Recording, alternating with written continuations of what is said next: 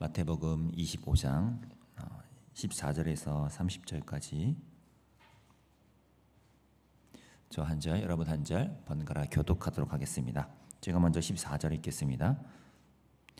또 어떤 사람이 타국에 갈 때 그 종들을 불러 자기 소유를 맡김과 같으니 각각 그 재능대로 한 사람에게는 금 5달란트를, 한 사람에게는 2달란트를, 한 사람에게는 1달란트를 주고 떠났더니 5달란트 받은 자는 바로 가서 그것으로 장사하여 또 5달란트를 남기고 2달란트 받은 자도 그같이 하여 또 2달란트를 남겼으되 1달란트 받은 자는 가서 땅을 파고 그 주인의 돈을 감추어 두었더니 오랜 후에 그 종들의 주인이 돌아와 그들과 결산할세 5달란트 받았던 자는 5달란트를 더 가지고 와서 이르되 주인이여 내게 5달란트를 주셨는데 보소서 내가 또 5달란트를 남겼나이다. 그 주인이 이르되 잘하였도다 착하고 충성된 종아 내가 적은 일에 충성하였음에 내가 많은 것을 내게 맡기리니 네 주인의 즐거움에 참여할지어다 하고 2달란트 받았던 자도 와서 이르되 주인이여 내게 2달란트를 주셨는데 보소서 내가 또 2달란트를 남겼나이다.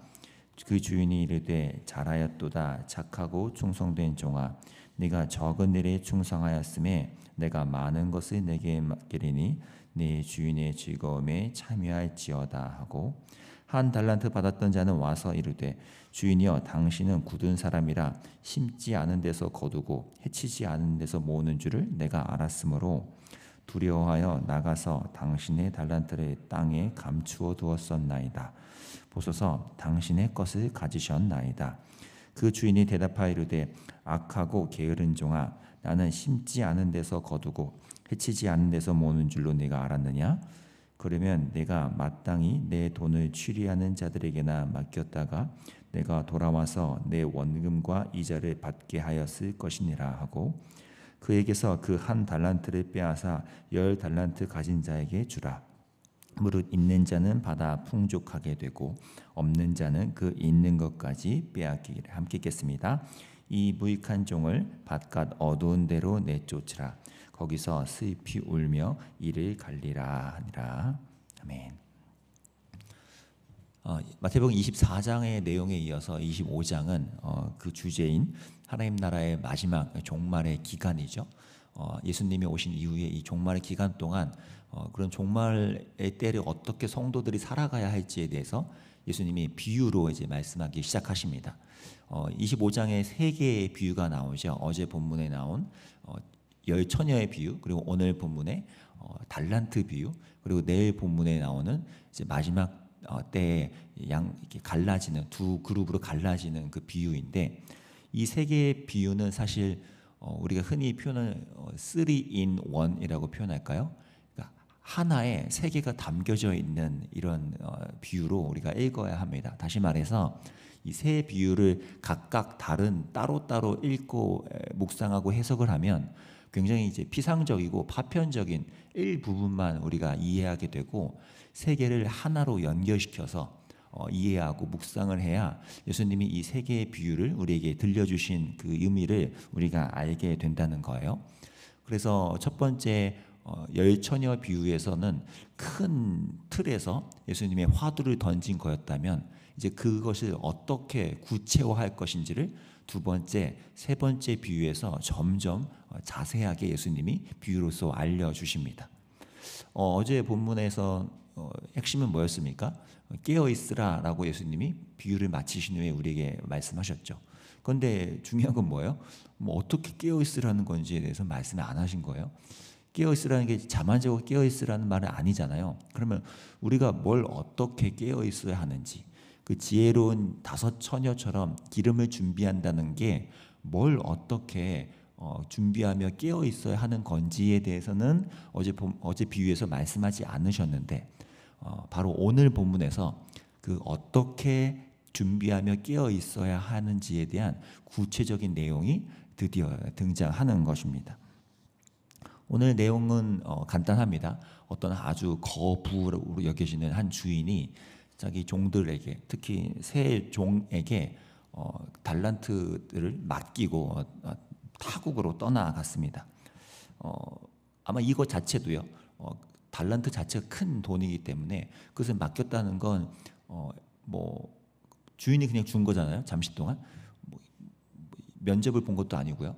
뭐 심사를 거친 것도 아니고 레벨 테스트를 거친 것도 아니고 자격이 있어서 너는 오케이 해서 준 것도 아니고요. 그냥 주인이 타국에 가기 전에 종 3명에게 본인의 의지와 뜻으로 맡겨준 겁니다. 그러니까 이거 자체도 이미 뭡니까? 주인이 은혜로 종들에게 이미 맡겨준 것입니다. 종들은 그냥 받은 거예요. 맡겨짐을 받았죠. 이 은혜로 시작된 이 달란트를 이제 이들이 어떻게 다루었는가 하는 건데요.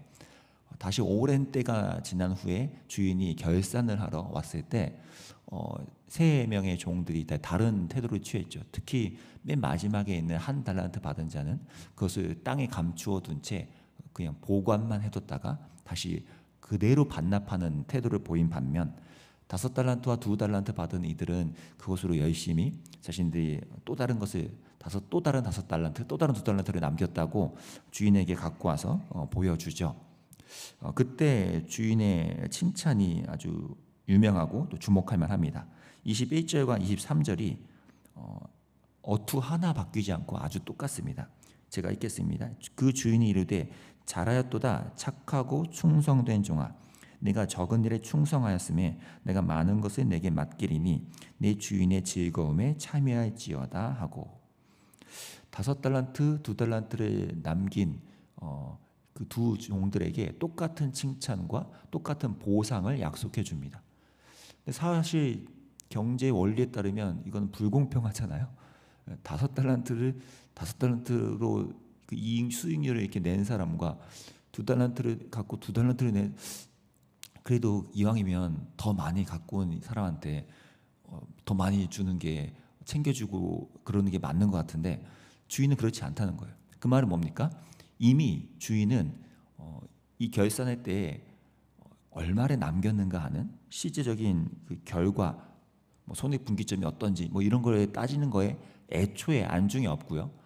주인이 바라고 기대했던 건 뭐냐 하면 과연 이 종들이 내가 은혜로 이들에게 맡겨준 것에 대해 나 주인을 어떤 태도로 대할 것인가, 이 맡겨진 은혜에 대해서 이것을 어떻게 주인의 마음과 뜻을 헤아리며 그것을 잘 관리하고 활용하였을까라는 그 마음과 태도를 보고 싶었던 것입니다. 그러니 실물로 5달란트, 2달란트를 갖고 와도 칭찬과 보상이 똑같은 거죠. 그들의 마음과 태도가 동일했다는 것을 알기 때문에 지금 착하고 충성된 종아라고 칭찬하고 있는 겁니다. 이 두 단어 둘 다 뭐 결과물에 대한 칭찬이 아니잖아요. 태도에 대한 칭찬이죠. 착하고 충성된 종아. 그런데 그에 반해 마지막 이제 1달란트를 받았던 이는 그렇지 못했습니다. 그가 그냥 주인에게 어떤 태도로 했는지가 24절에 등장하죠. 24절에 제가 읽겠습니다. 1달란트 받았던 자는 와서 이르되 주인이여 당신은 굳은 사람이라 심지 않은 데서 거두고 해치지 않은 데서 모으는 줄을 내가 알았으므로. 되게 좀 당당합니다. 당신은 아주 완고해서 아주 뭐 노력해서 뭔가를 거두는 사람, 열심히 뭔가를 해서 하는 사람이 아니라 그냥 심지 않은 데도 거두고 싶어 하고 자신이 흩트지 않은 것에도 모으고 싶어 하는 그런 분이잖아요. 이렇게 주인 앞에서 당당히 얘기를 하죠. 이미 이 종은 주인이 어떤 분인지에 대한 것 자체에서 이미 실패한 거고요. 주인이 이것을 왜 맡겼는지에 대한 마음의 이해에서 이미 실패한 거죠. 거기에서부터 이 종은 이미 실패한 것입니다. 결국은 그로 인해서 이 주인이 반문을 하죠. 너가 나를 그렇게 알았니? 라고 이제 반문을 하면서 거기서 너가 이미 핀트가 어긋났구나라고 판단하고 그것을 빼앗아 더 있는 자들에게 나누어 주고 1달란트 받은 자는 이제 쫓아내게 됩니다. 여기서 우리가 알 수 있는 건 뭡니까? 결국 이 주인이 은혜로 준 것에 대해서 종들이 어떤 태도로 그것을 활용하며 반응했는가, 주인이 다시 오는 그날까지 자신의 은혜로 주어진 것을 어떻게 그 주인의 마음과 뜻을 합하게 사용하면서 살아가고 있었는가라는 것이 지금 오늘 달란트 비유에서 나오는 핵심이라는 것입니다. 그럼 어제 열처녀 비유와 연결하면 뭐가 되죠? 준비하며 깨어있는 삶이란 것, 예수님이 다시 오시는 그날까지 나에게 주어진 내 몫의 은혜, 내게 주신 하나님의 은혜를 유통하고 하나님의 은혜를 나누는 거에 있어서, 이것을 잘 활용하는 거에 있어서 주신 것들을 내가 어떻게 주인 되신 예수님의 마음과 뜻에 따라 이것을 잘 활용하며 살아갈 것인가, 내게 주어진 이 모든 것들을 어떻게 주인의 마음과 뜻에 맞게 내가 수행하며 그것들을 주님께 드리려고 할 것인가라는 이 마음과 태도를 갖고 사는 것이 준비하여 깨어있는 삶이라고 오늘 예수님이 말씀하는 겁니다. 아마 저나 여러분이나 여러분 각각 다요, 여러분 모두에게, 우리 모두에게 예수님이 맡겨주신 은혜의 몫은 다 다를 겁니다. 마치 오늘 달란트 비유처럼요. 근데 그것이 어떠하든 상관없죠. 죗대값을 비교하는 것이 오늘 전혀 나오지 않았고요.